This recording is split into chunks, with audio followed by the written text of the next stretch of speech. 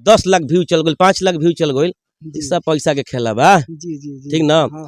1 lakh view एक दिन जेकर अगर जाता ओरिजिनल 1 मिलियन व्यू एक दिन में, समझो कि एक दिन में 1 मिलियन तू चलता, बहुत रियर केस में जाला वो। ठीक ना। सबको पैसा। नया साल में रोवा है मुर्गावा, गल गई कहा मुर्गिया गे जान, हमारो के ले चलते संघावा, सारी गोदिया खेलते रहे हमारो मुर्गिया गे रहे कुहा बड़ी लागत रहे जाड़ा। मुर्गी सोनू बड़न वो मुर्गी के मसाला पीस रहल बन, एकदम पाँख धोले बन, काटत खिसला जाता एकदम मुर्गा गरम। हम तो देखनी परमस भली लगा जाता आधा, इत गोरको से डा दिया पियावा करिया। नमस्कार प्रणाम, आप देख रहे हैं टाइम मीडिया भोजपुरी और हमारे साथ भोजपुरी के फिल्म अभिनेता छोटू छलिया भैया उपस्थित हैं और भैया से बात होगा मुलाकात और रूबरू के साथ। भैया के गाना सोशल मीडिया पर ट्रेंड कर रहे हैं मुर्गी चोर, जो चैनल में स्वागत है सर।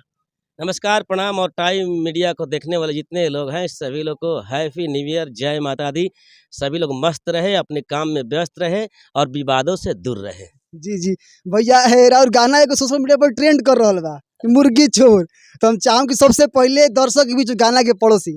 देखिए भाई, वो मेरा गाना नहीं है, मुर्गा का गाना है। बहुत व्यथा मुर्गा का दर्द है। केवल लोग जो भी लोग हैं केवल मुर्गी के चक्कर में पड़े हुए हैं, तो हम गा दिए हैं कि मुर्गा अपना दर्द अपने मुर्गी को खोजते खोजते छपरा चला गया, आरा चला आया। वो गाने का बोल है, फूका फार के रोवा है मुर्गावा, गल कई कहा मुर्गिया गे जान, हमारो के ले चलते संघावा, तेज दिहती संगा ही पारान। नया साल में रोवा है मुर्गावा, गल गई कहा मुर्गिया गे जान, हमारो के ले चलते संघावा, तेज दिहती संगा ही पारान। और मुर्गा बेचारा खोजते खोजते चला जाता है छपरा, और छपरा में क्या बोलता है वो, पेन्हलेनी गरम गरम कपड़ा, अब पोल्टी वाला गाड़ी से पहुँच गई छपरा, और देखनी खेसारी गोदिया खेलते रहे हमारो मुर्गिया गे जान, आ मन करे चोचावारा घर के दे दियती होई जे। ये एक फुल कॉमेडी गाना है। फिर वहाँ से पता चलता है कि मैं दूसरी मुर्गी जो है प्रमोद भाई लेके चले आए हैं, वहाँ कुहा बड़ी गिरल बाटे, बेचारा जाऊँ नहीं जाऊँ, लेकिन प्रेम का बात है, मुर्गी का बात है।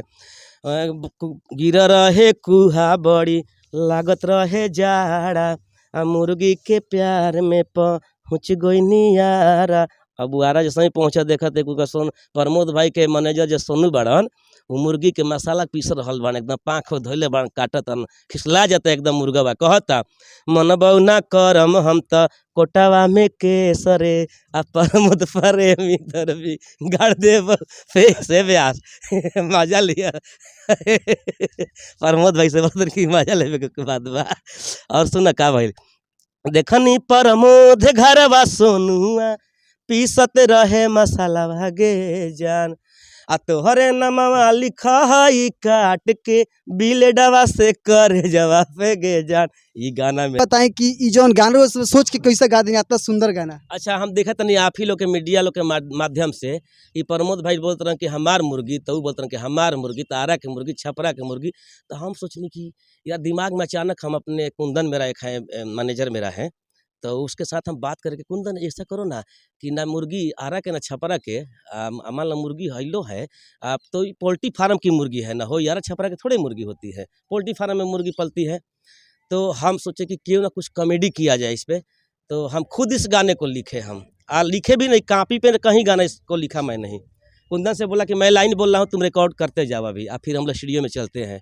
तो फिर हम इस गाने को सोच के और एक इंटरटेन के भावना से मुर्गा के व्यथा को हमने अब अपने गाने के माध्यम से रखे हैं। जी गाना एकदम चर्चा में आ गल, सोचनी इतना बढ़िया कि चर्चा में गाना आ गल, सभी भाई पूरा दर्शक खुश बटे गाना से, भैया पूरा खुश बटे। और एक बात बताई हम कि हम दर्शक के कोशिश करम अब कि पूरा इंटरटेन लोग करे, हमारा गाना से कोई आघात मत पहुँचे। अभी एगो हमारा गाना होता, अगर पूरा मेरा एक्टिंग देखना है आप लोगों को, अभी तक जितना मैं गाना किया हूँ, पिक्चर किया हूँ, अगर मेरा पूरा एक्टिंग देखना है तो डाहा तक करिएवा एगो हमारा गाना होता है। जी ठीक ना, डाहा तक करिएवा टीसरी से 12 तारीख को रिलीज है, उसको भी देखिएगा, पूरा इंटरटेन लोग करेंगे। उसको टी सीरीज में है, ऑलरेडी चढ़ गया है, टी सीरीज कंपनी है, वो समझ लेगी सब लोग। हम तो चाहत नहीं कि चोरा के गा लो, टी सीरीज कंपनी के गाना है। हम गईले बानी, वाइफ का शादी हो गया है, पति करिया मिला है, और वाइफ के बहुत गोर मिलल बिया। वो सोच रहे कि उसके तरह हम भी गोरे हो जाए, ठीक ना। आप सुन ली क्या कहता है, अरे फेयर लवली लगा जाता जाद आधा, इ तो गोरको से डाहता ज्यादा। फेयर लवली लगा जाता आधा, इ तो गोरको से डाहता ज्यादा। आ दिन भर आगे पीछे रहे और आगे पीछे घूमे, लेके तकियावा, आशा जही बुताई देता दियावा पियावा। भैया अश्लील से हट के आ जातिवाद से हट के कहीं भी गाना यहाँ के गईले बनी आ सोशल मीडिया पे एगो अलग नाम पंचम भैया के लहरल बा। छोटू छलिया भैया के बारे में का कहीं, भैया के बारे में पूरा दुनिया जानता कि अश्लील से आ जातिवाद से हट के भैया काम करेला। आ जौन गाना या टीसरी से करियावा वाला एकदम बवाल गाना होई भैया। हाँ एकदम आप लोग देखिएगा, और एकदम पक्का कहेंगे हाँ छोटू भाई एक्टिंग आप किए इस गाने में। और गाना राव हिट भई रहे कि हाय रे वो ठला लिए, एकरा बाद बहुत सारा गाना राव हिट भई रहे, चाहम कि दर्शक के बीच वो हो अभी बता दी तरह के 10 दिन से गाना ट्रेंड में बा, इंस्टा पे ट्रेंडिंग कर रहा बा, काफी रील पे मुर्गा वाला। अभी आपके ना मुर्गा वाला ना हाय रे होटला ली, अच्छा हाँ हाय रे वो ठला इंस्टाग्राम पे। अब तो हम सुनता कि घर इंस्टाग्राम रीलो बनावे खातिर लोग पैसा देता थे। हाँ आप देखे लो कि एक दिन में 10 लाख व्यू चल गई, 5 लाख व्यू चल गई, सब पैसा के खेला बा, ठीक ना। 1 लाख व्यू एक दिन जेकर अगर जाता ओरिजिनल 1 मिलियन व्यू एक दिन में, समझो कि एक दिन में 1 मिलियन तुमने चलता, बहुत रियर केस में जाला वो, ठीक ना। सबको पैसा लगेला, नया नया कलाकार बच्चा सोचल से करे हमार काहे मिली। नए कलाकारों को बोलता हूँ घबराने की जरूरत नहीं है, जितने ये गाने 10 मिलियन 20 मिलियन जा रहे हैं सब पे पैसा लगता है, ओरिजिनल व्यू नहीं होता है। ये आप लोग घबराओ मत, आप लोग का 1 लाख भी जाता है तो सही आदमी, आप लोग का 1 लाख दर्शक सही है। जी। मैं नए कलाकार लोग बेचारे घबराते हैं कि मेरा मिलियन नहीं जाता है, बहुत मेरे नए कलाकारों का गाना भी लोग चुरा के गा देते हैं। घबराना नहीं है, आप लोग एकदम गाते रहो इसी तरह, आज और आवाज को कोई रोक नहीं सकता है। जी भैया तनी सही गाना में हो छोटू ये वाला। अच्छा, हाय रे मुठलाली, हाय रे कजरा, जान मारे तोहरो टूपी से घाघराए गोरी।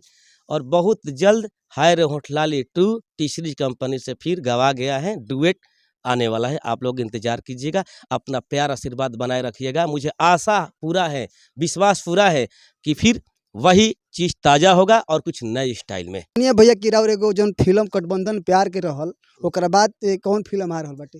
गठबंधन प्यार के बाद भी 2 पिक्चर हमारे आजा उड़निया तान के, होत ब जवानी जियान है, राजा जी, लेकिन बहुत बढ़िया एक पिक्चर मेरा बन के अभी तैयार है, ठीक ना। ये नहीं कहूँगा अपन दही कोई खाटा ना कहेला बेचत खानी, लेकिन ये कहम कि साचहूँ कि दही मीठा बा। पिक्चर के नाम बा जौन हमार सिनेमा बा, अनाथों के नाथ भोलेनाथ। और दावा करता हूँ मैं इस पिक्चर पे, घमंड नहीं कर रहा हूँ, दावा करता हूँ कि ये पूरे परिवार के साथ पिक्चर आप देखिएगा और इंटरटेन कीजिएगा। जी भैया की एगो और रुआ लई ले बेटी बगीत हो जाए खूब हाँ, सुंदर। बेटी देखिए, बहुत बेटियां जो है मुझे काफ़ी पसंद हैं, ठीक है ना। तो इसलिए भी पसंद है कि बेटी जो है सृष्टि की रचयिता है। जी वही माँ बनती है तो छोटू छलिया जैसा बेटा पैदा होता है, वही माँ बनती है तो आप जैसा बेटा पैदा होता है, ठीक ना। जितने महापुरुष हुए हैं एक बेटी के माध्यम से ही, बेटी ही माँ बनती हैं तो हुए। तो हम गाते हैं इसलिए कि हमारे देश की विडम्बना है। अभी भी कुछ लोग हैं जो बेटा और बेटी में फ़र्क समझते हैं, लेकिन अभी इस ज़माने में रोहिणी दीदी ने साबित करके दिखा दी कि बेटी किसी से कम नहीं है, अपने पिता लालू जी को किडनी देके। जी। लेकिन आज 2007 में मैं इस गाने को गाया था कि एक लड़की पल रही है पेट में, उसके पिता ही उसको मारना चाहता है या दवा देके किसी तरह अपने पत्नी को प्रताड़ित करता है। मैं उस समय गाना गाया था, वो औरत घर से बाहर निकलती है और माँ दुर्गा से कहते कि माँ आप भी तो बेटी है ना किसी की, आप भी तो देवी है ना, आपको दुनिया पूजा करती है, लेकिन मेरे पेट में एक बेटी पलती है, उसको इसका बाप ही मारना चाहता है। अपने कलम से उस गाने को मैंने खुद लिख के गाया कि बड़नी रदैया सैया अरे मिलले कासाई हो, अकोखिए में बेटिया के दिल मारावाई हो, बेटावा ना चाहिए गो बेटी दी माई हो बेटवा ना चाहिए गो, बेटिए से भइल बाटे जग के उत्पत्ति हो, तब काहे बेटी लोग के होता ऐसन गति हो।